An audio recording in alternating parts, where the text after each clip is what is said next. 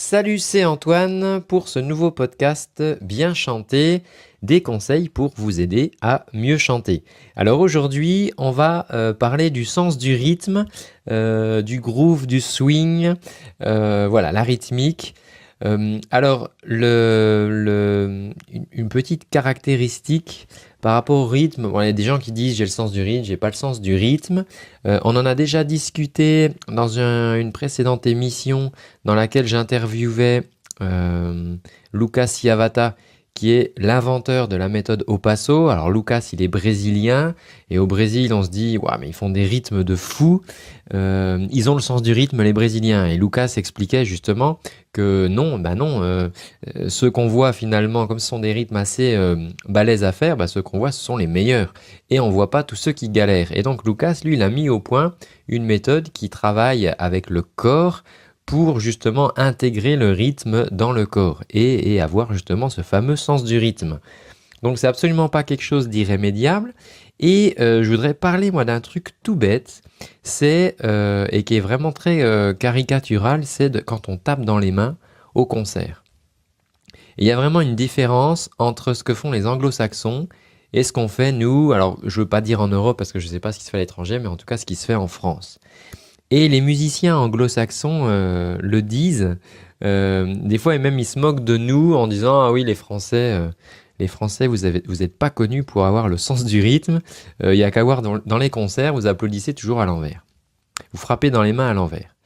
Alors bon, il y a ce truc-là qui est un petit peu vache, on va dire, de nos amis anglo-saxons, mais je vais vous expliquer en fait ce qui se passe. Et d'un autre côté, quand on écoute ce qu'ils font, c'est vrai que ça swing, ça groove, ça bouge, ça donne tout de suite envie de taper du pied et de danser. Et alors en fait, c'est juste que c'est un truc qu'il suffit d'avoir, c'est un petit truc technique.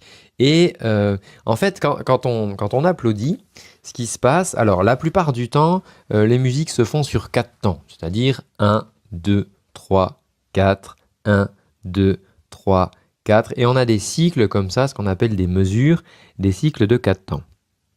Alors, on va pas forcément faire un cours de solfège, mais quand vous êtes à un concert, par exemple, vous pouvez taper sur les 4 temps. Donc, si c'est 1, 2, 3, 4, vous allez faire... Bon, je le fais avec la bouche, là, je peux pas taper dans les mains parce que je tiens le micro en même temps. Mais donc là, vous allez frapper sur tous les temps. Si on fait comme ça. Et donc ça, c'est une manière. Maintenant, il y a une autre manière qui est... Alors, je pourrais peut-être le faire en tapant. Ouais, sur le bureau comme ça. Donc, je vais compter en même temps. Ça va faire 1, 2, 3, 4. 1, 2, 3, 4. 1, 2, 3, 4. Vous voyez, donc là, on va frapper sur tous les temps. Bon, ça, c'est la manière la plus simple. Il n'y a pas de problème. Maintenant, là où ça va se différencier, c'est si on ne tape pas tous les temps. Nous, ce qui va se passer en France, c'est qu'on va faire ça. 1, 2, 3, 4. 1, 2, 3, 4. 1, 2, 3, 4. Alors, vous aurez peut-être remarqué qu'en fait, là, je frappe le 1, le premier temps, et le troisième temps. Donc 1, je frappe, 2, il ne se passe rien, le 3, je frappe, le 4, il ne se passe rien. Et ça, c'est très souvent voilà, ce qu'on entend dans les publics français. Et les anglo-saxons, eux, ils font l'inverse. C'est-à-dire qu'ils vont appuyer le 2 et le 4. Je vous montre. 1, 2, 3, 4. 1, 2, 3, 4. 1, 2, 3, 4. Vous voyez, c'est pas du tout pareil. Je vous le refais à la française. 1, 2, 3, 4. 1, 2, 3, 4. 1, 2, 3, 4. Les anglo-saxons. 1, 2, 3, 4. 1, 2, 3, 4. Alors, ce que je vous propose, c'est que pour vraiment que vous le ressentiez, je vous propose de le faire. Donc, si vous m'écoutez, je sais pas, avec votre téléphone là, sur le podcast ou un ordinateur, posez-le, mettez le haut-parleur, montez un petit peu le son et on va le faire. Je vais compter. Et pour l'instant, on va s'amuser à taper dans les mains sur 1 et 3. Alors, comme je dis aux enfants, je vais compter 1, 2, 3, 4 pour du beurre. Et ensuite, on y va. On est parti. Donc, on le fait à la française. On tape sur le 1 et le 3. 1, 2, 3, 4. Et 1, 2, 3, 4. 1, 2, 3, 4. 1, 2, 3, 4. Vous voyez, je marque là avec la voix. Maintenant, on va le faire à l'anglo-saxonne. C'est parti. Donc là, on va marquer le 2 quand je dis 2 et quand je dis 4. Et je vais vous le faire avec la voix aussi. Donc je fais 4 pour du beurre. 1, 2, 3, 4. Et 1, 2, 3, 4. 1, 2, 3, 4. 1, 2, 3, 4. Et vous pouvez peut-être sentir qu'en fait, quand on fait ça, ça crée cette espèce de petit déséquilibre qui est pas je marque les temps lourdement, mais en marquant le deuxième et le quatrième temps, je fais quelque chose, ça donne un effet un peu qui avance. Vous voyez, comme si on avançait dans la musique, comme si on a envie de... C'est ça qui va nous donner l'envie de taper du pied. Et ce qu'on va pouvoir faire pour vous aider à mettre ça en place, parce que quand on chante, c'est pareil. Vous savez, si vous claquez dans les doigts en même temps, par exemple, si je marque le 1 et le 3, ça va faire ti da da da da dam, da da dam, da da da dam dam dam. Maintenant, je vais chanter la même chose, mais en marquant le 2 et le 4 à l'anglo-saxonne. Ti da da dan da dam, din da da dam, din da da dam dam dam. Vous voyez, ça donne pas du tout le même rendu, ça donne un petit côté soul, un peu groovy comme ça, c'est plus du tout la même chose.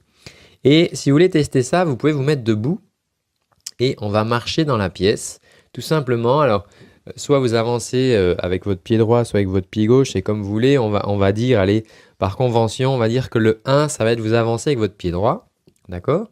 Ensuite, quand vous allez poser votre pied gauche, ça sera le 2. Quand vous reposerez votre pied droit, ça sera de nouveau le 3. Et quand vous poserez votre pied gauche, ça sera le 4. En fait, vous marchez simplement, hein, droite, gauche, droite, gauche, droite, gauche. Si on le fait à la française, alors je dis à la française, je ne sais pas dans les autres pays, mais voilà, j'ai remarqué ça moi énormément en France. Donc si on le fait à la française, alors mettez-vous à marcher au rythme de mes comptes. Et puis, vous allez frapper dans les mains sur votre pied droit à chaque coup. 1, 2, 3, 4 et droite, gauche, droite, gauche, droite, gauche, droite, gauche. 1, 2, 3, 4. 1, 2, 3, 4. Ok? Maintenant, je recompte et vous allez taper dans les mains quand votre pied gauche touche le sol. Donc ça fera droite, gauche, droite, gauche, droite, gauche.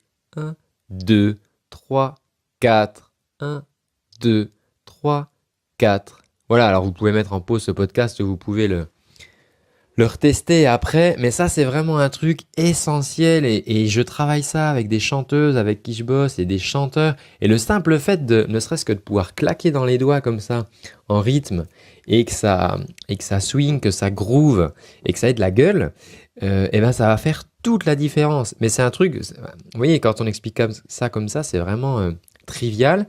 Le faire par contre en chantant, ça c'est pas si évident.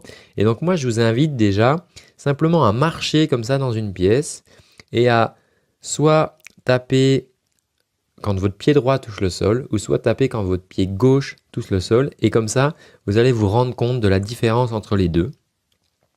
Et avec ça, ça va vraiment vous donner un petit sens du swing, un sens du rythme. Et voilà, pour une chanteuse ou un chanteur, simplement le fait de pouvoir claquer dans les doigts comme ça en appuyant sur le 2 et le 4, ça va donner un petit truc groove. Et les musiciens qui vous bossez vont dire « Ah ouais, tiens, cette chanteuse, cet chanteur, on peut lui faire confiance, elle a le sens du rythme.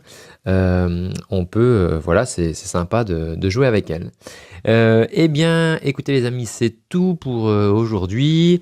J'ai une longue journée aujourd'hui là de coaching, donc je vais aller me reposer un petit peu.